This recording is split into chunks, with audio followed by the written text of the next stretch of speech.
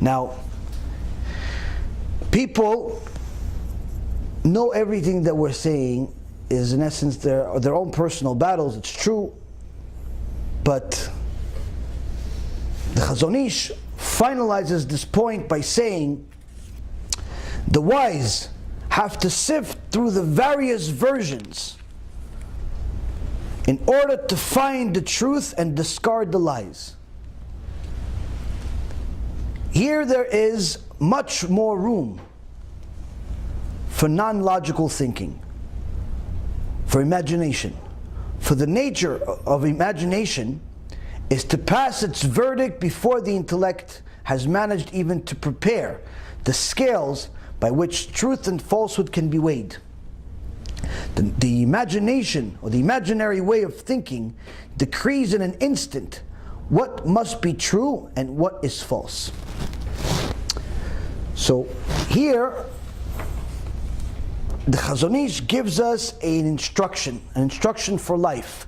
Not only do we need to determine where do we stand now, but we have an active mitzvah, an active role in the world, which is to go through things that are in our life already and will appear tomorrow, and constantly and actively decipher whether this is true or false. Whether this is true or false. Why? Because the lies are plenty. They're so plenty, it's hard to tell. Because most people are optimistic, and they think, okay, surely there are lies, but the majority is true. Surely this is bad, but the majority is good. Wrong. The majority is lies. The majority is bad. And our job is to go through the lies and find the diamonds in the rough, the truth in everything. Meaning that you have to constantly look for truth. Because if you don't look for it, you're not going to find it. Because there's just so much lies and liars out there that it's just like white noise. It's like you can't tell the difference anymore. Everything looks the same. So it's either you have to get to the point where it's pretty much everything is a lie, or you just have to say, no, it's all true. Unless you're actively looking for the truth. Even in yourself. Even in your own actions. Even in your own life, your own relationships, your own job, your own everything. Now, the imaginary thinking is that everything should be true, but the Chazon Ish says it's quite the opposite. It's quite the opposite. And one of the reasons that he says that leads us to this conclusion that we think everything is true even though when it's not, is because the imagination is something that is quick. Meaning somebody asks you a question and you want to shoot them an answer right away. That's not how truth works. Truth requires thinking, delving, considering, reconsidering. It's not simple yes or no. Imagination, on the surface type of thinking, that's quick. That's quick. Now, in order to have the right thought process, in order to have what we call yeshuva dat, a person has to give themselves room to think. Now, many times people fall for the Yetzer Hara's trap of doing things that distorts their thinking, whether it's by drinking or drugs and things of that nature, not realizing how horrible it is. Many times people go to Beit Knesset, and let's say on Shabbat, and on Suda Shlishit, they'll have a few drinks, thinking, oh, it's a mitzvah, it's Suda, right? You could have the drink, but you can't go pray after. Someone just asked me today, or yesterday. He said, listen, we went to shul, and everything was good, we had Suda Shlishit, but all of us had some vodka, a celebration, and then went to pray. Is that okay? According to Halacha, no. If any one of you felt anything after you had those drinks, you're forbidden from praying. Hashem killed 2 of Aaron's sons for that. Now if you had a drink and you didn't feel anything, okay, then you're allowed to pray, no problem. But the second you felt something, you started getting warm, you started getting buzzed, now to pray. You have to wait for the feeling to go away. Yeah, but then I'll miss minyan. It's better to miss minyan to get death penalty from heaven. It's cheaper. Cheaper. It doesn't require a casket. And the reality is that people do a lot of things because they don't think. They think, what? It's Sudah Shlishi, therefore I can drink. Yes, you can drink, but you can't go pray if you still have the feelings of the drink. Same thing goes with people that use different medicine for pain. Baruch Hashem, I'm an expert in pain. I have about 16 years of my track record of having pain every single day. I'm very good with pain. I know a lot about it. I wish I knew as much Torah as I know about pain. Many times people give in to their pain because it's very difficult to be logical, rational, and patient when you're in pain. I know that. And many times you are desperate. You just do whatever you can. So one of the things that works for a lot of people is marijuana, cannabis. Now, and people think, listen, since it's a plant, therefore it's allowed. It's a plant. So it's poison. That's a plant. Therefore that's allowed too. Cocaine's a plant also. Is that allowed also? What? Is just because something, where do you think everything else comes from? From Mars? Everything is a plant. Everything comes from something. Nothing comes from nowhere. People use this irrational, idiotic excuse because it's a plant, therefore it's allowed. It's everything is a plant or something that comes from the world. Nothing comes from outer space. So that doesn't make it allowed. But can you use cannabis for pain? As some? Yes, but doesn't mean you can use marijuana. Meaning, you can use the chemicals in it, the CBD in it, that could help your pain, so long as it, because that helps. There's no question about it. It helps you, use it. But the smoking of the plant itself to get high also, that's forbidden if you have an alternative. Same thing goes with painkillers. Let's say you have you have pain and you want to use painkillers. Now, if there is no alternative for you, let's say there's 2 possibilities or 5 possibilities. One is the painkiller that's, let's say, prescribed, but it also makes you high. And then there's 4 other ones that don't make you high. You have to try the other 4 to see if they work for you because they don't make you high. But if they don't make you high but they also don't solve your pain problem, then obviously they don't work. Throw them in the garbage. If the only thing that works also makes you high, then you're allowed to use it. But if there is an alternative that doesn't make you high, you have to use that. Why? Because to be high is not something that you're supposed to want. Because the King of Kings is next to you. You're going to be high next to him? To give you an understanding of what a right ideology is in practice, Rav Yaakov Kamenetsky, Alav Shalom, he, in his later part of his life, suffered enormously. And one time, the doctor told him, listen, Kvod Rav, you're suffering a lot. Let me give you this pill, and the pain will go away. 1 pill, and you're fine. Rav Kamenetsky said, okay. He took the pill, and it worked. The next day, they wanted to give him the pills. He didn't want to take it again. So the doctor called him. He said, Kvod Rav, what happened? I thought it worked. He goes, you're right, it worked. I had no pain. So how come you don't want to take it again? You're still suffering right now. Because yeah, I'm suffering a lot. So why don't you take the painkiller? Why don't you take this pill? He says, because that pill, although it helped my pain, it made me foggy in my mind. And I couldn't have yeshuva dat. I couldn't have a clear mind. And if I don't have a clear mind, I'm better off dead. Because when you don't have a clear mind, there's nothing that distinguishes you from an animal. Because all the animal has is imagination. What you have is imagination and intellect. When you don't have the ability to use this intellect, because you don't have mental clarity, all you have is the imagination. That means I'm no different than the animal. And it says, I'd rather just die did not have mental clarity. So when a person aspires to have the right ideology, he's going to have to be able to overcome these things. Now, to finalize, I'll give you a chidush that I learned today from Rabbi Chaim, from Rav Shlomo Auerbach, Rav Shlomo Zalman Auerbach.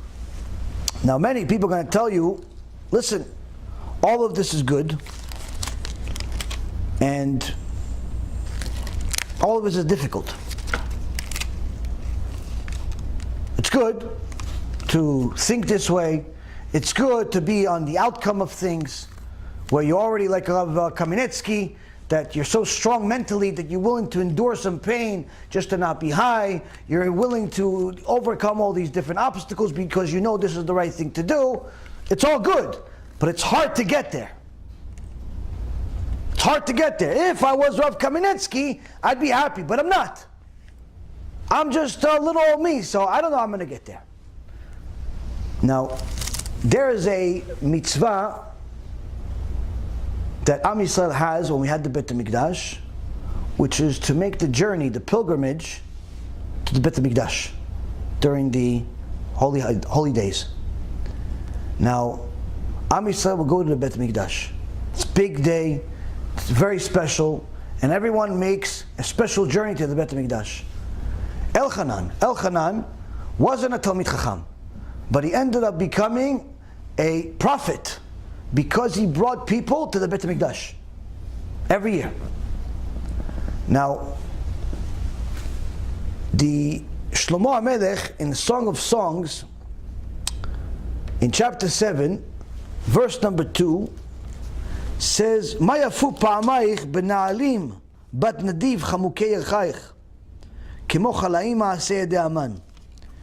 He says, "But your footsteps were so lovely when shod in pilgrim sandals, or daughter of nobles." The verse continues, but the chidush is on this part. Rav Auerbach says that, look at this verse. Shlomo HaMelech is saying that the footsteps were so lovely when they were shod in the pilgrim sandals. He says, how come the sandals? What is the whole thing about na'alaych? I mean, his footsteps, fine, but why does he mention the sandals? So first you have to know, what is Shlomo HaMelech talking about? He's talking about the pilgrimage that people would make to go to the Bet HaMikdash. And there's a Hashem praising them for going to the Bet HaMikdash. Specifically, they look pretty and look beautiful and praiseworthy in His eyes when they have their sandals on. Now the question is, why is it whether they have sandals or not? Because everyone knows that as soon as you arrive at the Bet HaMikdash, what do? You take off your sandals. No sandals. So shouldn't it be that Hashem praises them for what they're doing without sandals on?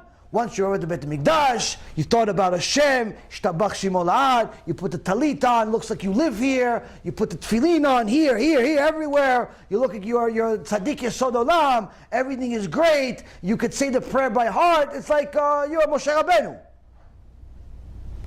Korbanot, everything. Shouldn't it be the kavanah you had with the prayer, the kedusha, all that? Shouldn't it be that all the stuff you did without the sandals?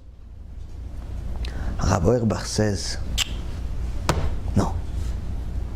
After you got to the Bet HaMikdash and you put off the sandals and you had holy prayers and big kavanah and all types of wonderful things, that's praiseworthy. It's good. But it's not as praiseworthy as the journey there, because the journey there was much, much more difficult. Why? The second you left your house, 5 minutes into your journey, you think, wait a minute, did I leave the oven on or not?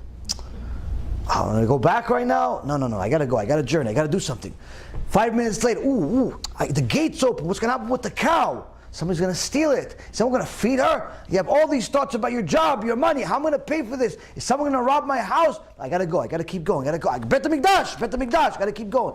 And then, oh, wait a minute. My wife, I didn't leave her a letter. She's not going to know what to do. Oh, how's she going to reach me? She doesn't even know where I'm going. And you have the wife and the kids. And wait, the kid, I forgot to take out the garbage. Or the kid, I have to pick him up from school. All of the different distractions that you have on the way to the mitzvah. You want to go learn Torah, but on the way your friend calls. Listen, you want to go play basketball? No, I got to go to shiur. No, but basketball? No, I got to go to shiur. Okay, you hang up. Second, you hang up, somebody else calls you. Listen, we're going to the movies. What? No more. I'm going to shiur. Come on, shiur. You have 3 times a week. Got a movie. It's coming out today. We got tickets, man. The new Spider-Man and Platoon and Batman all together on one screen, killing everybody, including the fans. No, come on, you're coming? What's shiur Torah? The guy is talking about stuff that happened 3,000 years ago. I'm talking about stuff that's happening now, man. Spider and the Man. No, I gotta go. I'm going to shiur Torah. And then a second you share Torah. Hi, honey, you want to hang out with me? Who are you? I'm the girl you're looking at for the last 6 months. You want to go on a date? Well, listen, my boyfriend dumped me, and I want you to be my boyfriend. No, I got to shiur Torah. Click. And then after that, honey, listen, I need you to help Abba with this and that. What? With the garage. All of a sudden, your mom wants you to fix the garage, and your father wants you to fix the car, and all the distractions in the world. And all of a sudden, the bank calls you. Listen, that loan you applied for, once you come, I want to talk to you about it. No, I got to shiur Torah. On the way to the mitzvah, you have so many distractions that it's a nightmare to finally get there. It's like, alvai, I just get there, even if I fall asleep, at least I got there. And you think, no, I got to the shiur Torah and that was the best. Why listen to the whole shiur? That's the mitzvah. Wrong. HaKadosh Baruch Hu says, yes, it's a mitzvah, what you listen to in the shiur Torah. But the Gemara Masechet Brachot says that the schar, the reward that you got, was for going to the shiur. For going to the shiur, not for being in the shiur, for going to the shiur. Why? Because once you got to the shiur, the Yetzer Hara was easier. All it was, your phone every 2 seconds, someone texting you, which you could solve in 1 second by listening to the rabbi and turning the phone off, but you don't want to. So in reality, you don't want to be in the shiur. You just have nothing to do. Or better yet, some other stuff that's distracting you, which you could shut off in 2 seconds. The bigger Yetzer Hara was getting here. Getting here was hard. Why? Because it was money, it was the girl, it was the boy, it was the this, it was the that, it was all types of distraction. Just don't go to the Bet HaMikdash. Just don't go. You forgot this and you forgot that, and all types of things you need to do. Why don't you just do it next week, this shiur? This stuff needs immediate attention now. And Rabbi Auerbach tells us this is why Shlomo HaMelech, Chacham Mikol Adam, says, look at you. Look at you, look how praiseworthy you are. It's your footsteps are lovely. But when you have the sandals, before you got to the Bet HaMikdash, when you were still wearing the sandals, that's what looks lovely. Why? Because it was hard for you. And that's what Hashem wants. He wants you to overcome your hardship. The fact that it's hard is good. Why? Because if you succeed, then Hashem says, I love you. The fact that it's hard for you to get to the shiur, the fact that it's hard for you to study, the fact that it's hard for you to give, the fact that it's hard for you to do all these things, it's good. Why? That's what Hashem wants. He doesn't want you to turn to Rabbi Shimon Bar Yochai overnight and pretend like you're in some cave and you're excused from the rest of the world. He wants you to overcome your Yetzer Hara, your imagination that you have, all of those horrible thoughts that you have. He wants you to overcome them. Yeah, but it's hard, Hashem. Exactly. Because it's hard, I want it. Why? Because if you overcome all the things that are hard for you, there's only one reason why you would do it. Because you love me. You wouldn't do it because you don't think it's good. Obviously, I made the sin delicious. This girl's beautiful. This guy's beautiful. All this stuff is delicious. I made the sin delicious. So the only reason you're going to overcome it on a consistent basis is because you have a connection to me. And more than the sin. And I love you for it. When a person understands that the hardship is part of the plan, and he's praiseworthy for the journey that he has the sandals on, and not the journey of once he got to the Bet HaMikdash and already took off the sandals and he's already in Kodesh Kodashim. Once you realize that it's the journey that Hashem loves, it's the difficulty that Hashem wants you to overcome, your whole life turns from imaginary sin to the reality of success, the reality of wisdom. But again, it's not easy. It's not a walk in the park. And the only thing that a person needs to listen to is the advice of think before you do. Think before you do. Don't act so quickly on things. Because that's what the Yetzer Hara wants us to do. He wants us to act quickly because theoretically everything should be good. On the surface of things, everything looks good. Relationships look good, sins look good, everything looks good. You have to think about things. If a person thinks about things, he'll see that most of the decisions that he would make ordinarily, he wouldn't make. Anytime somebody asks you to make an agreement for any type of financial commitment, automatically, okay, I'll get back to you. When? I'll try to do it by tomorrow. No, but I need a decision now. You may need a decision now. I'm going to get back to you tomorrow. Why? I want to sleep on it. You don't really need to sleep on it. You actually know what you want. But sleep on it anyway. Why? Because maybe if you wait long enough, some thought that you don't have now, you'll have tomorrow. But the salesman is going to try to get you to do what? What the Yetzer Hara tries to get you to do. Commit right now. Trust me, I know. I was a salesman for over 20 years. The best salesman in the world is the one that can make you make a decision right now. Not tomorrow, not next week, next year. Closing. There's a term in sales. Always be closing, meaning I got to get you to buy now. Tomorrow, God only knows. You're already going to think about it and maybe say no. I can't get you to think. I need you to commit. But that's what the Yetzer Hara wants you to do. He wants you to commit to the sin. He wants you to commit to now. So what you have to do is get yourself used to, I'll get back to you tomorrow. Even if you don't feel like you need to get back to them tomorrow. Unless it's a mitzvah. If it's a mitzvah, you know for sure it's a mitzvah, it's a different story. But for things of this world, mundane things, I'll get back to you tomorrow, I'll get back to you next week. No, but we need an answer today. You may need an answer today. I can't give you an answer today. Suddenly, you'll see that they could deal with tomorrow also. Oh, no, I need the money tomorrow. Okay, so I'll talk to you tomorrow. No, but if you talk to me tomorrow, the money's not going to get till the next day. Okay, so I won't get it. So I won't send it to you then. No, just get back to you tomorrow. It's fine. All of a sudden, it's fine. All of a sudden, it's fine. This, Rabotai, is very important because many times we make bad decisions because we make them too quickly. There was a guy that, in the old days, it was okay to leave your wife for an extended period of time. Today it's not so okay. Today, if you go to the store for 5 minutes too long, are you coming home or are you leaving? No, I'm coming. I'm on the way. I'm just on the highway. You've been gone for so long. I just left 10 minutes ago. Okay, yeah, I'll be home. I miss you too. Rabbi, I can't come to the shiur. Why not? My wife. What do you mean your wife? It's shiur at 10 o'clock at night. She's not sleeping? Yes, she's sleeping, but she wants me to be home. Why? So you can watch her sleep? I don't know, Rabbi, but she says she needs me to be home when she's sleeping. I said, tough wife.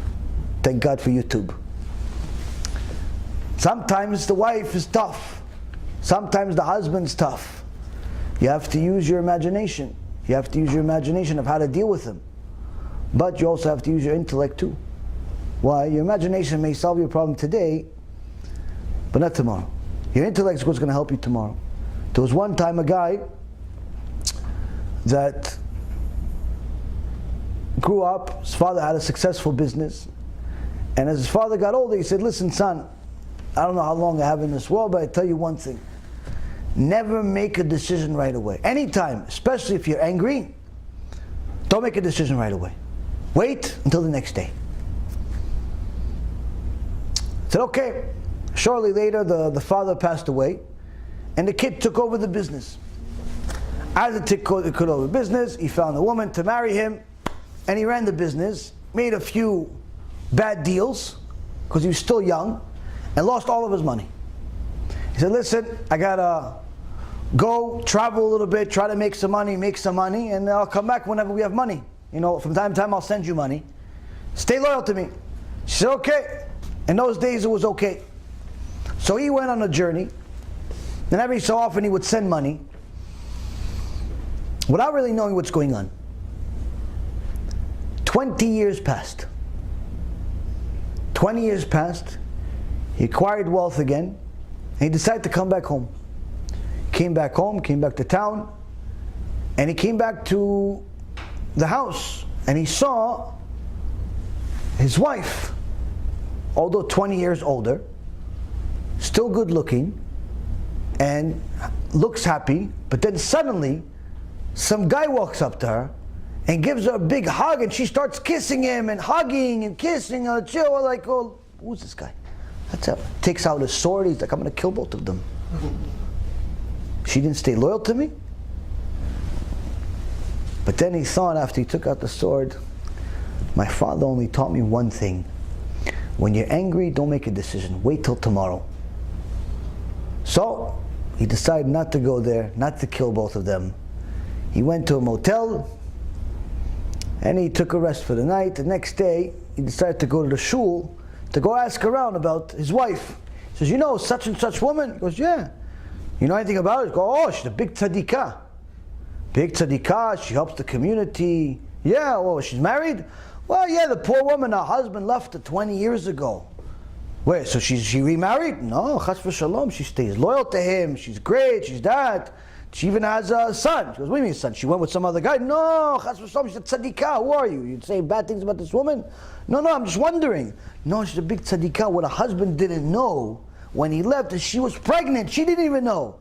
She was pregnant, and then a few months after he was already gone, she had a baby. It's his baby. And now the kid's nice, beautiful kid, 20 years old. He goes, who's this kid? Show me. They start showing him, oh, that's him. Who's that? The same beautiful kid that was hugging the woman the day before is his son. He says, look at that. If I didn't listen to my father from over 20 years ago when he told me, son, don't make decisions right away. Wait a day. If I had just ignored this one piece of advice, not only would it have been a mistake that would have ended my marriage, it would have ended the life of my wife and my son. And that's why the Gemara says, anytime somebody's angry, for sure, you're not making the right decision. For sure it's a mistake. Now why is it a mistake? Because the Yetzer Hara is in control of it. Why? Because the anger is the highlight of imagination. Highlight of imagination. It's the highest point of imagination. When you're angry, what are you thinking about? It's all about me. They're doing it to discredit me. They're doing it to embarrass me. They're doing it to bring me shame. They're trying to destroy me. They're trying to this me. Everybody's against me. I'm alone. No one loves me. Everyone hates me. It's me against the world. And that's it. Oh, she's disrespecting me. He's disrespecting me. Dude, he's just going on the traffic. He didn't see you. He's not disrespecting anything. He doesn't even know you exist. He didn't see you. He didn't see you. He just crossed because he didn't see you. No, he's disrespecting me because I'm this. No, he doesn't know who you are. He doesn't know you exist in the world. He's just some guy that lives in the same state as you for the last month. He doesn't know that you're there because he's in a hurry because his wife is pregnant and he's got his own problems and you just happen to be in the way. But no.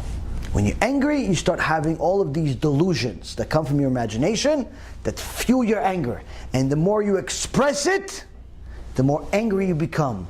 The second you punch something, you hit something, you start cursing, you start yelling, it doesn't make your anger go down. It's fuel to the fire. People think, yeah, listen, if you're an angry person, get a punching bag. That's the worst possible thing you can do. If you get yourself used to being physical every time you're angry, guess what? Eventually it's not going to be a punching bag. It's going to be a person. If every time you're angry you want to hit a bag, guess what? One day it's not going to be a bag. It's going to be a person. Maybe your wife, your kid, your boss, your customer, somebody. But that's what secular knowledge will tell you. Why? Because they want you to think, look, there are professional people that hit the bag also. They do it for exercise. So you should too. You should too. That's not Judaism. Anger is one of the ways that the Yetzer Hara makes your imagination go crazy. The way to calm everything down is simply to become a lot more patient, even if that means you have to force yourself to become patient and to allow yourself to think before you act. Never be sporadic, never be spontaneous, never do things that way, because the minute you start doing that, you become simply a slave of the Satan. And you start thinking based on your imagination, your whole life becomes based on your imagination. You start thinking you're either over righteous or over wicked. Either you're too bad to do tshuva, or you're too good that you don't need tshuva anymore. You're too good that no one's good enough to marry you, or that you're too bad that no one wants to marry you. You're a victim, or you're too strong. Everything becomes an extreme. That's what the Chazon Ish says. We have to think, use our mind, and only utilize the imagination if the intellect is still in control. But the second the intellect is no longer in control and imagination is in control, you're simply a victim of the Yetzer Hara. And this is, again, not an easy thing to adapt overnight, but nonetheless, it's definitely something that you could make immediate changes to just by simply being a little bit more patient with certain things.